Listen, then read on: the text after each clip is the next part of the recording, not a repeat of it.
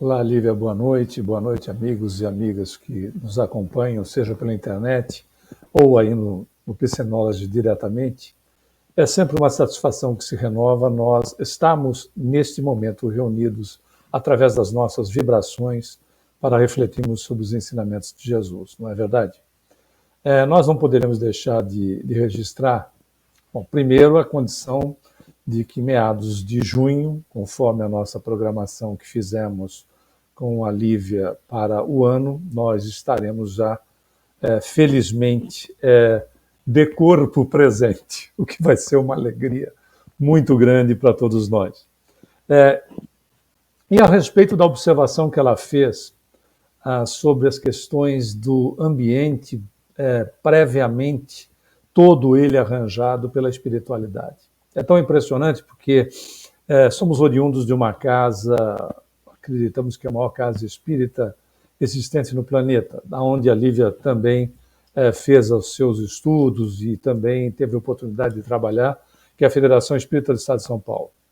E na Câmara de Passe, com aquele movimento enorme que existia, agora suspenso em virtude da pandemia, mas atendia-se, até quando dos encerramentos das atividades por conta disso, cerca de 5.000 pessoas por dia, nos seus mais diversos trabalhos, sendo que já estavam com 220 trabalhos realizados das 7 da manhã até as 9 da noite, de segunda a domingo, para se ter uma ideia. E na Câmara de Passe, ainda muito jovem, não é? Eu sou só jovem há mais tempo, lembrando, né? Que às vezes determinadas colocações a meu respeito me remetem ao Antigo Egito. O fato é que nós estávamos na Câmara de Passe e foi nos despertada a clarividência, e naquele instante nós vimos cada posto de atendimento, né, cada cadeira, se nós quisermos simplificar, existia uma luminosidade que descia, não é, na condição energética diferenciada, cada uma com uma cor diferente da outra. E é claro, né, a pergunta que nós fizemos para o mentor amigo que nos mostrava esse tipo de ocorrência foi exatamente a que qualquer um de nós faria. Espera um pouquinho. E a fila? Que as pessoas saem do salão de palestras, né? E era assim, uma frequência de 400 pessoas, saem do salão de palestra, né? Aquele que era um dos maiores, e como é que fica a fila? Uma pergunta simplória de um garoto. Aí ele disse, ela é organizada de tal maneira que as pessoas que, ao chegarem já no salão, são localizadas disciplinadamente para que venham e sentem-se no posto exato daquela energia que será necessária para o seu tratamento. E aí, como nós ficamos com um ponto de interrogação, né, pela quantidade de gente, pela situação, eu disse, inclusive, você já deve ter percebido que em alguns casos mais raros é solicitado para que a pessoa mude de cadeira. Em alguns casos, o dirigente, né, aquele que organizava, porque o volume de pessoas muito grande e o volume de passistas e postos de trabalho era também considerável, na verdade, você já percebeu que em alguns casos, não sempre, né, não é uma regular, mas em alguns casos o dirigente pede para que a pessoa mude de cadeira para dar lugar para uma senhora, alguma coisa do gênero acontecia, realmente, comprovadamente, para que a pessoa sentasse naquela posição aonde as energias estavam exatamente de acordo. Isso é uma maravilha, porque há uma disciplina, uma organização que nos encanta. Né? Há todo um trabalho que nos encanta, e nós gostamos muito das colocações da Lívia. Realmente, a reunião, quando nós estamos juntos na Casa Espírita, ou mesmo em reuniões que nós possamos fazer do Evangelho no Lar, né? Quando nós estamos refletindo sobre Jesus e os seus ensinamentos, toda uma atmosfera se modifica, né? Todas as energias se modificam e nós somos os primeiros a sermos beneficiados. Bom, como já anunciado, nós trouxemos para as nossas reflexões na noite de hoje o assunto exercitando virtudes. E para isso nós gostaríamos de fazer uma pequena viagem, não muito longa, mas algo em torno de 2.300 anos antes de Cristo, para fazer uma pequena visitinha em Aristóteles, o que não será muito possível essa condição um dia quando tivermos evolução, para que nós possamos chegar a passar por uma experiência como Chico Xavier quando psicografava Paulo e Estevão. Acreditamos que já comentamos isso em outras oportunidades com os nossos amigos e amigas que nos acompanham, quando ele psicografava Paulo e Estevão no porão da casa do Dr. Rômulo Joviano, na Fazenda Modelo, onde Emmanuel pediu para que se montassem estruturas onde ele tinha exatamente um teatro vivo, sem interferir, obviamente, nos personagens, mas sentindo temperatura, sentindo vibração, etc., de tudo aquilo que foi colocado no papel para ser transformado em livro. Imaginemos que naquele instante que Paulo cai do camelo, já quase às portas de Damasco, que ele tem a clarividência, porque só ele vê, não é? Ele tem a clarividência, vulgarmente conhecida como vidência, mas evidentemente vidente é todo aquele que vê.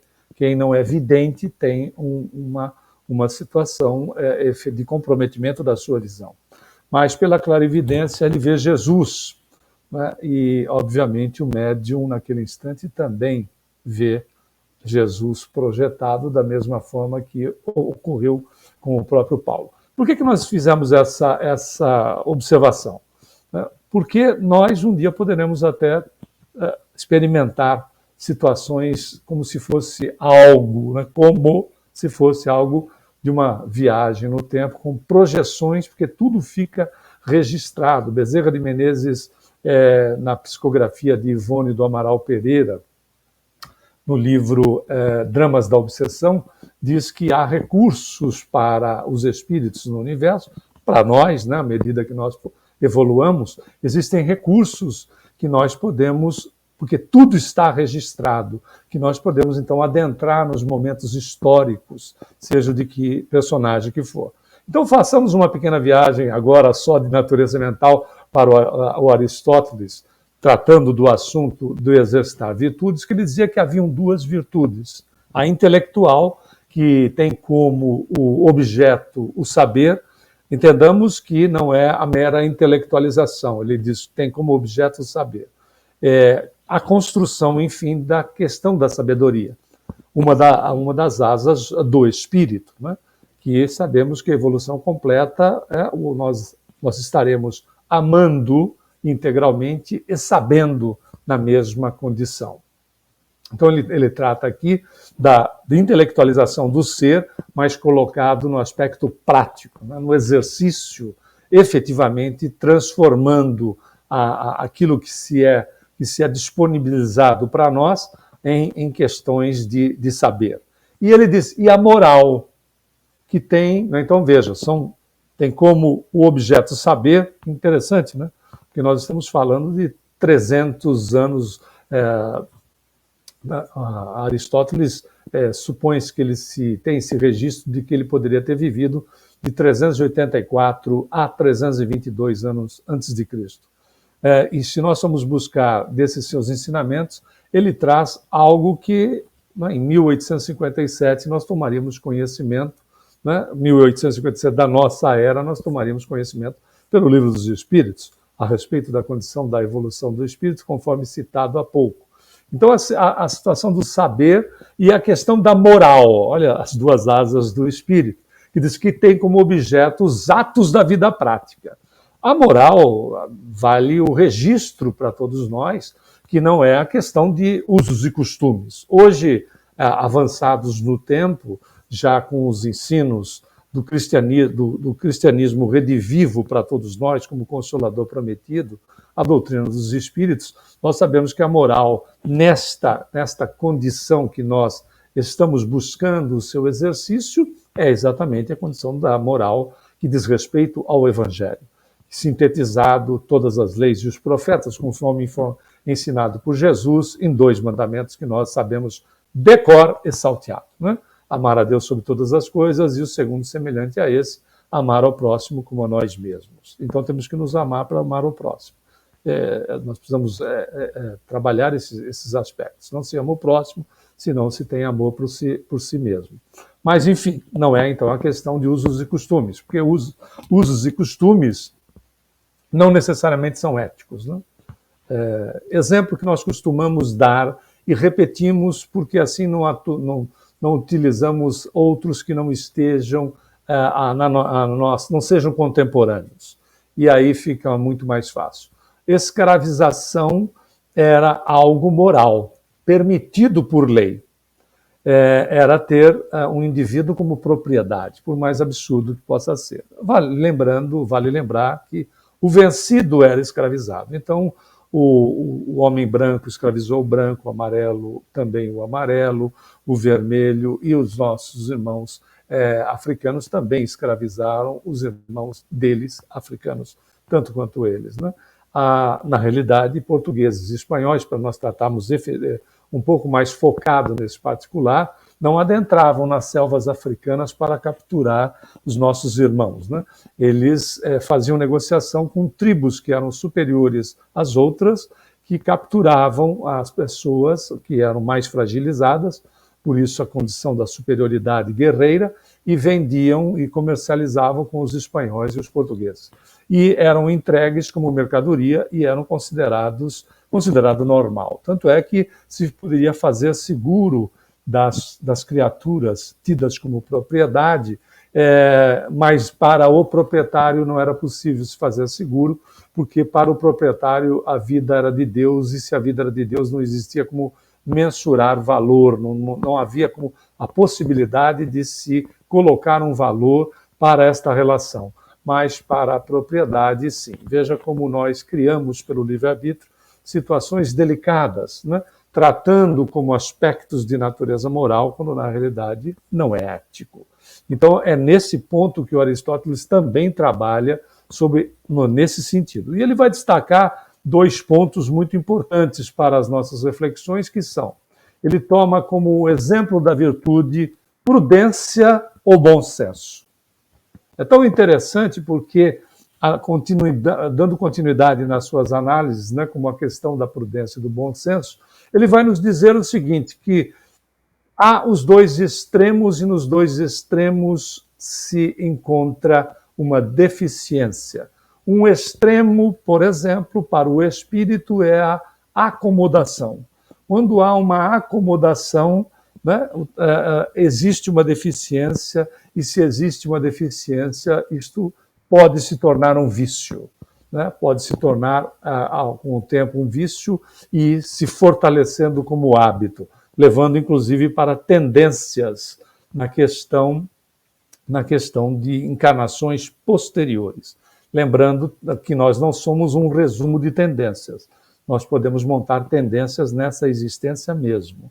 Então, tenhamos, por isso que ele vai utilizar a questão do bom senso, né, nesta relação.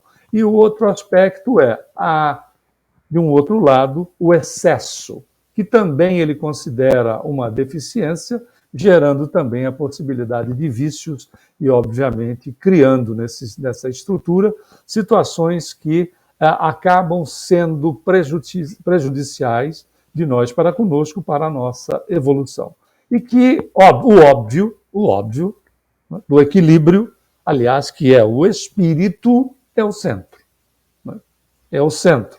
É quando a criatura se utiliza do bom senso, se utiliza dessa virtude, da prudência, e ele está ou em vias de se centralizar nele mesmo, ou ele já alcançou o centro da sua própria natureza, que é divina, como sabemos, e já vive uma vida plena, já vive uma vida de conquistas dos aspectos morais e da sabedoria.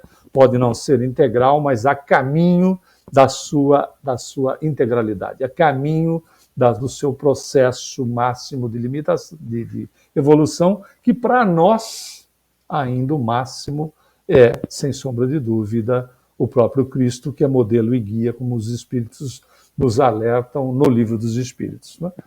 E, na realidade, quando nós fomos buscar um dos exemplos, numa das parábolas de Jesus, todas são belíssimas, e que nós sabemos que elas têm um componente que é a flexibilização. Elas são flexíveis para as nossas análises, podem ser aplicadas nas mais diversas circunstâncias. Fomos buscar em Lucas, no capítulo 15, no versículo 32, o último versículo da parábola do filho pródigo, né, que é gastador, né, não prodígio, mas gastador, esbanjador, aonde ele vai para os dois extremos, se nós formos verificar. Num extremo há um processo de acomodação na fartura, etc., que ele pede, evidentemente, a parte da herança para o pai, na sociedade onde ele vivia e até ainda contemporâneo, é possível pedir a parte da herança ainda com o pai em vida. Neste caso, ele pede, então, a parte da herança e vai para conhecer o mundo, vai buscar as suas experiências e, evidentemente, vai para o outro extremo. Sai de um ponto e vai também para o outro. É interessante notar que é uma afinação de um instrumento de cordas. Né? Se nós apertamos muito, não dá afinação, se nós soltamos muito, também não dá afinação. Né? Ela é o que? O meio termo, o equilíbrio. Quando ele se percebe, porque desatento de um lado no excesso, na fartura, nós estamos fazendo uma analogia com este momento do filho pródigo. Ele vai para o outro extremo, que é penúria, e acaba buscando a realidade de si mesmo, que é o centro, que é o equilíbrio, que são os aspectos virtuosos do ser. Tanto é que quando ele volta para a estrutura paterna, o pai aí representado como o divino, como Deus, o irmão que se mostra egoísta, né, fazendo acusações em relação àquele que partira, que era o mais jovem, inclusive, ele recebe como resposta, este irmão mais velho, ele recebe como resposta do pai o seguinte ensinamento. Teu irmão estava morto e reviveu, estava perdido e foi achado. Que é de uma beleza impressionante, porque quando nós vamos adiantar um pouco ou nos aprofundarmos um pouco mais nessa viagem, nós encontramos Platão se referindo ao bem, à questão da virtude. Olha que interessante, não é? Estamos quase 500 anos antes de Cristo. Ele refere-se, 400 anos é mais razoável, porque há uma condição de existência de 438 antes de Cristo até 347 antes de Cristo, a vida de Platão no corpo físico, evidentemente. Ele se refere ao bem como sendo real e que o mal é ilusório. Assim, se considerarmos o vício como o mal e o mal não existindo, até porque o mal ele coloca como ausência do bem, logo o vício é ilusório ou simplesmente a ausência da virtude. É interessante notar, porque agora nós vamos dar um grande salto. Nós vamos lá para o século XVII buscar também outro filósofo, que é Baruch Spinoza, que viveu entre 1632 a 1677. E ele vai nos esclarecer sobre a virtude da seguinte maneira. Uma das suas frases: a virtude é a causa dos nossos pensamentos, sentimentos e ações, ou seja, nosso modo de viver exteriorizado. O vício domina o indivíduo que se deixa governar pelas causas externas e a elas se submete. Mas depois, com outra frase, ele realmente deixa com clareza esses aspectos da virtude no ser. Ele diz, ele também não considera o vício como um mal, apenas como uma fraqueza. Interessante, não é? Porque nós vamos encontrar com Jesus na conversa com Pedro, no livro Boa Nova, de Humberto de Campos Espírito, pela psicografia de Chico, que Jesus fala com Pedro que o ser humano, é mais frágil do que mal. E veja que a Baruch Spinoza toca neste ponto, né, que observado por Jesus, mas numa obra espírita que surgiria a alguns séculos depois dele, e também ele vai nos ensinar que, na visão que ele tem a respeito de que o vício como um mal é apenas uma fraqueza do ser humano, nessa visão o vicioso pode se transformar em um ser virtuoso. Isso é fantástico, pessoal. Isso é fantástico. A frase dele é: o vicioso pode se transformar num ser virtuoso. Exemplos não nos faltam. Nós vamos apanhar apenas um deles. Bill Wilson e Bob Smith. Bill Wilson era um alcoólatra. Bob Smith, já um médico, mas também bastante dedicado à questão da bebida alcoólica. E o Bill Wilson, ou William Wilson, com o Bob Smith, são os fundadores do AA, do Alcoólicos Anônimos. É interessante notar que, cientificamente, e mesmo analisando aspectos psicológicos do tratamento do AA, nós não encontramos assim muitos fundamentos de característica científica, mas, no entanto, é funcional e já retiraram da dependência, fazendo com que o indivíduo suspenda o uso do produto, porque a dependência pode se alastrar até mesmo para outra reencarnação, como tendências, né? Mas parar com o uso do produto, suspender o uso do produto, de milhões de pessoas. Agora é interessante pegarmos o exemplo do Bill Wilson. A energia que o levou para a viciação, para a dependência, foi a mesma energia que ele se utilizou, a mesma força de vontade, o mesmo movimento, com toda a fortaleza que lhe era, que é do espírito, que lhe era íncita, para suspender a questão da utilização do produto, mas não parou aí. Essa mesma energia, né, exponenciada, vai levar em benefício para os semelhantes. Não existem duas energias, uma que seja amor e outra que seja ódio, a título de exemplo. É uma energia única, que sublimada nós chamamos de amor, desequilibrada nós chamamos de ódio, ou qualquer outra colocação que se queira. Mas o fato é que aquela que leva o indivíduo, isso pode ser conosco, não numa questão de dependência química, mas pode ser conosco em relação a inúmeros outros fatores, né?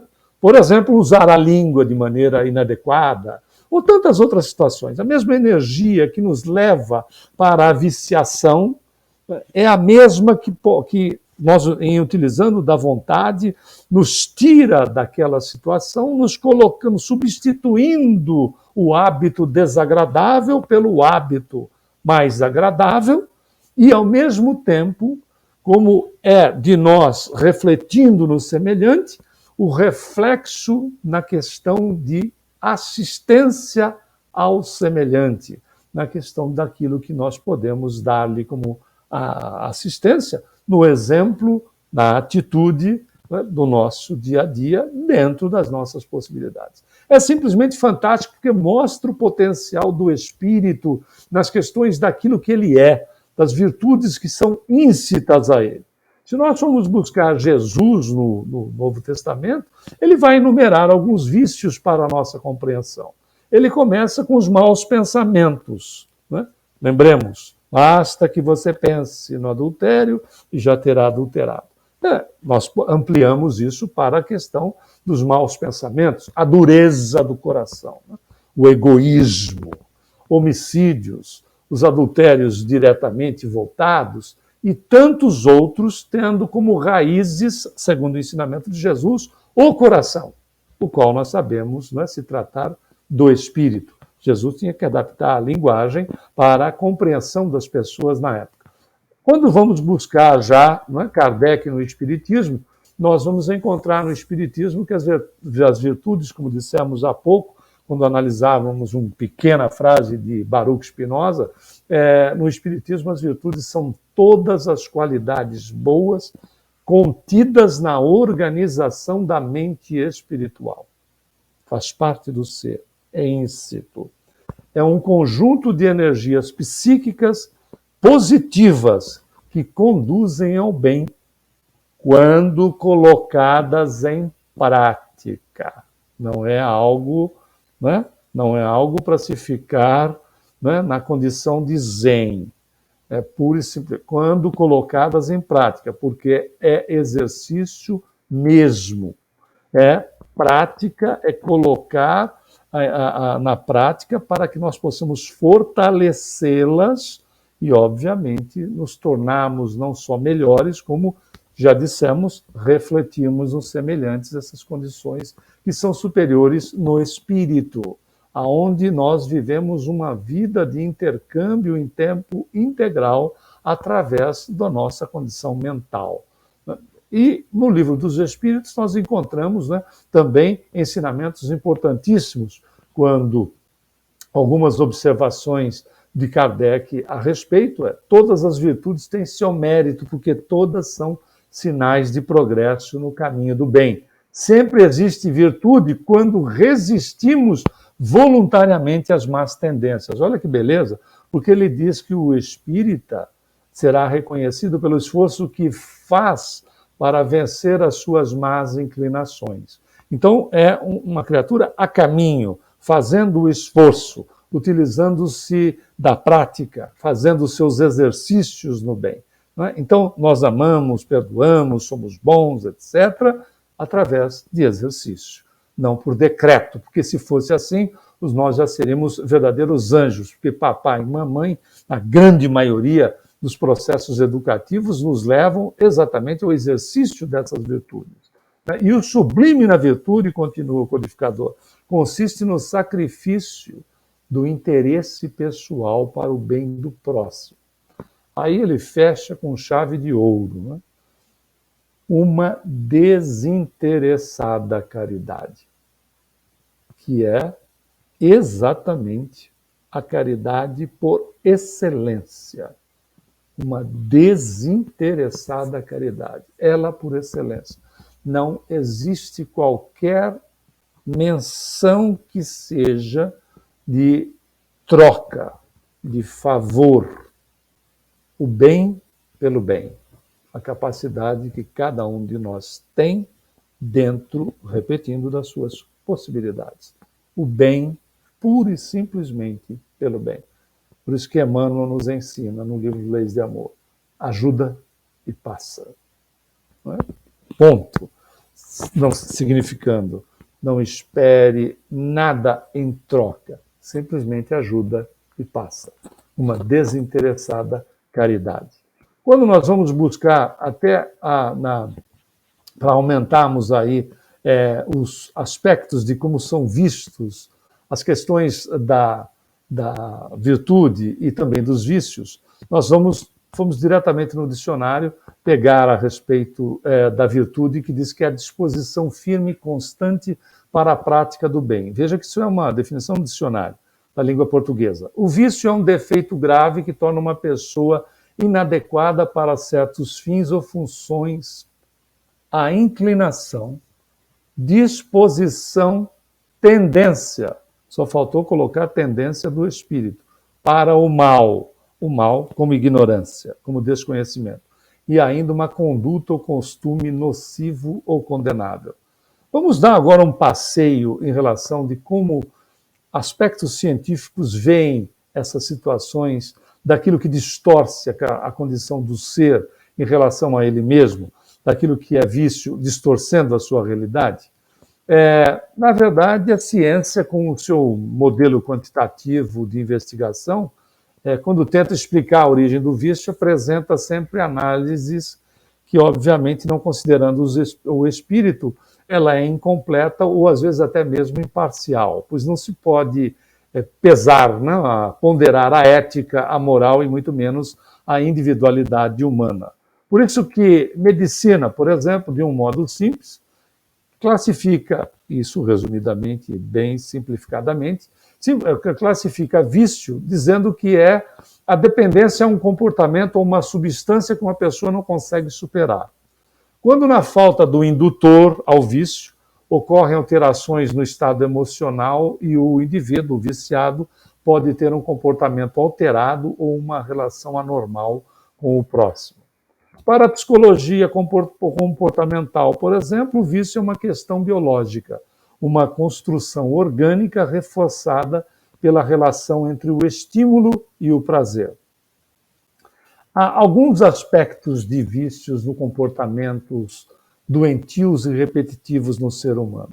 Veja se, de repente, nós mesmos não possamos estar inclusos em alguma coisa, não integralmente, mas em algum pedacinho.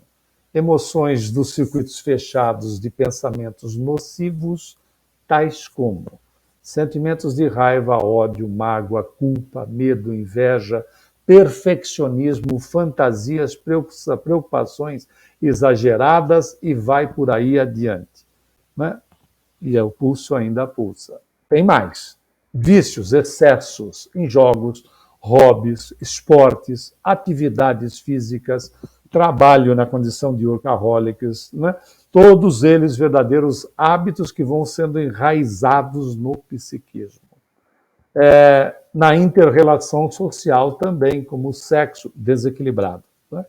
O sexo desequilibrado, dependência de outra pessoa, dependência de poder, e vai por aí. Em drogas, como álcool, nicotina, crack, cocaína, cafeína e determinados alimentos e ainda medicamentos.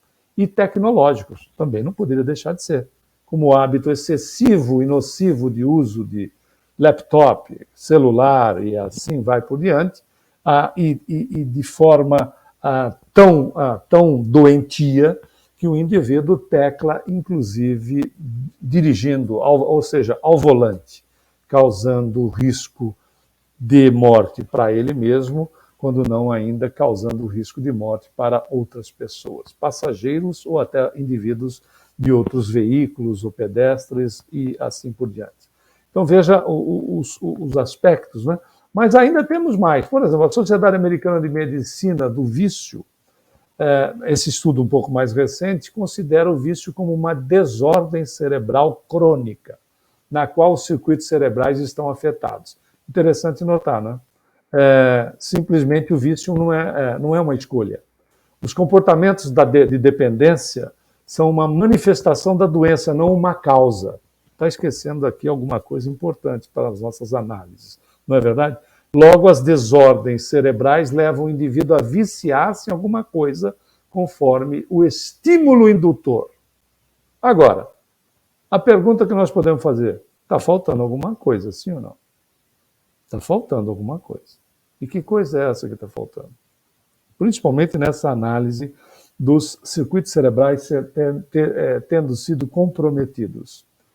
Está faltando o espírito, que é exatamente o condutor deste veículo que nós utilizamos, e cuja interferência se dá nele como um todo, fazendo com que haja exatamente comprometimentos em toda a organização, não apenas no cérebro, mas em toda a organização, refletindo o seu estado doentio, refletindo as suas tendências e repetindo por vezes, não é? Equívocos não necessariamente no mesmo produto, mas em produtos ou até na condição comportamental que lhe atenda à necessidade que foi imposta em outra existência, lembrando, como sempre, que estas imposições em nós podem se dar a partir desta existência e levarmos até mesmo de forma comprometedora para outras. Então não há uma regra fechada absoluta. Da mesma maneira que é possível, na mesma condição de implementarmos determinado hábito infeliz em nós, fazemos trabalho de reversão desses processos. Por isso citamos lá o caso do Bill Wilson, que é de uma preponderância sobre o ser em relação à condição do próprio espírito, de grande dificuldade para o indivíduo deixar de usar o produto, no caso, o álcool.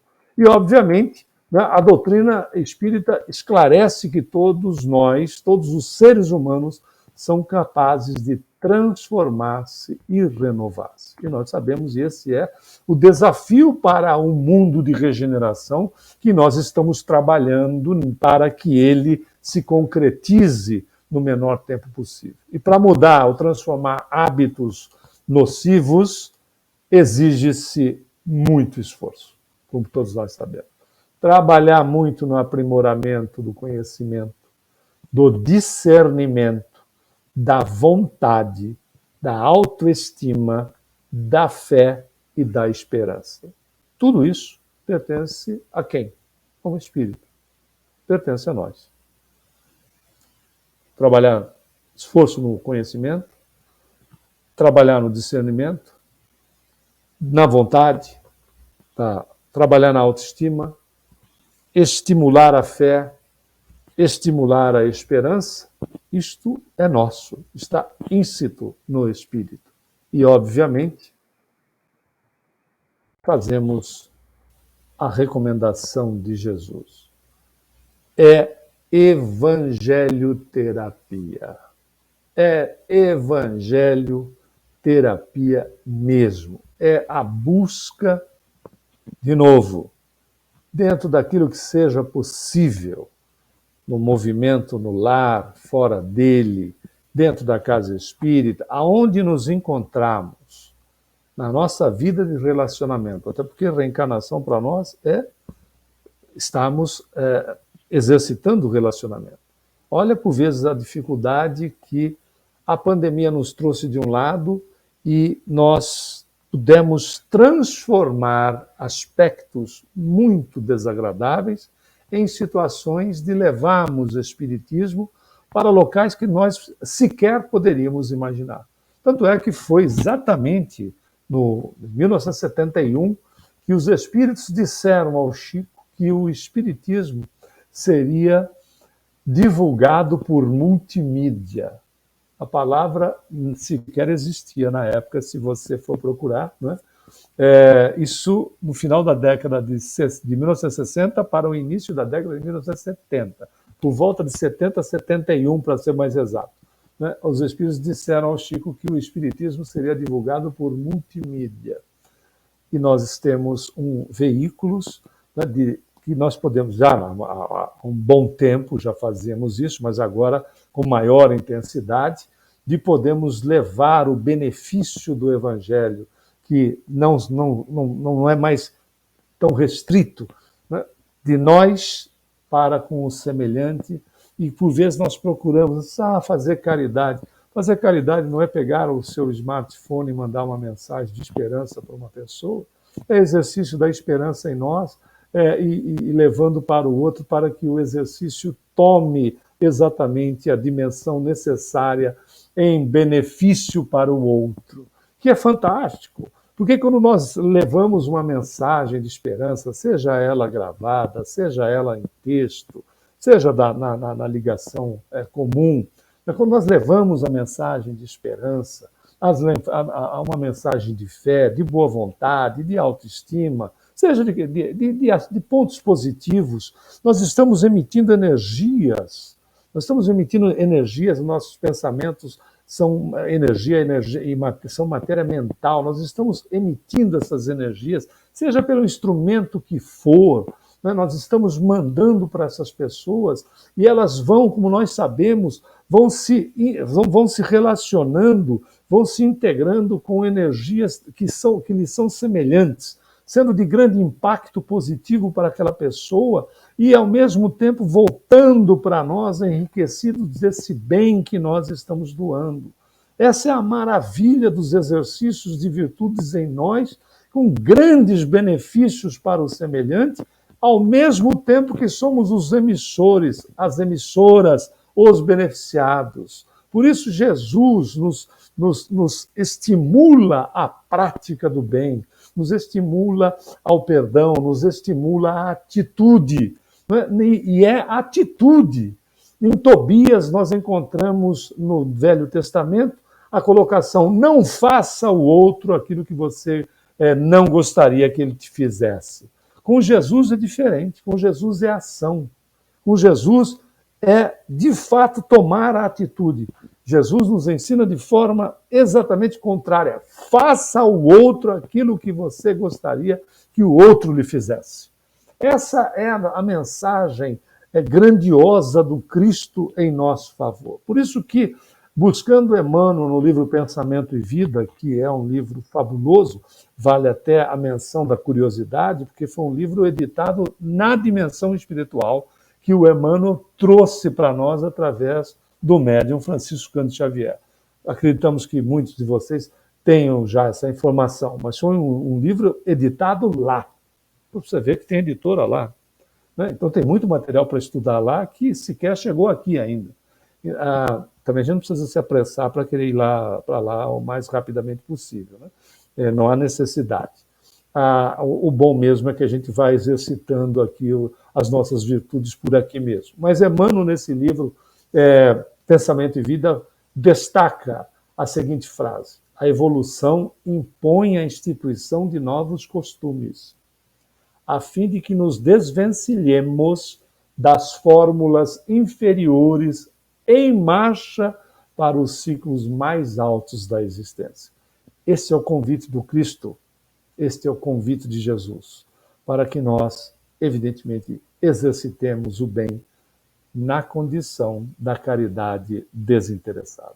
Muita paz a você, amigo, amiga que nos acompanha, pedindo que Jesus nos abençoe, nos ilumine hoje e sempre. Paz a todos.